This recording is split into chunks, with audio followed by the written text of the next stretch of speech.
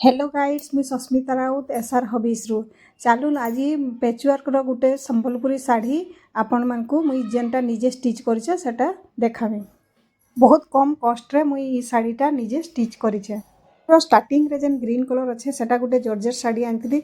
गोटे शाढ़ी को सिलेइथिली आउ बाकी जेते बलिथिला सेटाके मुई नेइकिरी ई शाढ़ीटा भी क्रिएट करिछे। कुंचर लगी 1 मीटर ब्लैक कलर कपड़ा आनिथिली आउ कानी लगी रेड कलर रो 2.5 मीटर आनिथिली आउ बॉर्डर लगी भी 1 मीटर कपड़ा मुई आनिथिली।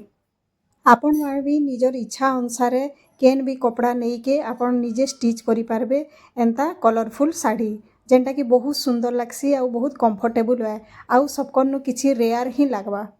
कुंचो जगह रे ई ब्लैक रो आधा प्लीट्स पड़वा आउ ग्रीन कलर रो आधा पड़वा। ई शाढ़ीटा केनता लागला आपण मानकु जरूर बताबे आउ इतार मुई ब्लाउज भी स्टिच करिछेन। देखुन ई डिजाइनटा केनता लागला। भल लागला यदि लाइक कमेंट और सब्सक्राइब करबे मोर चैनल।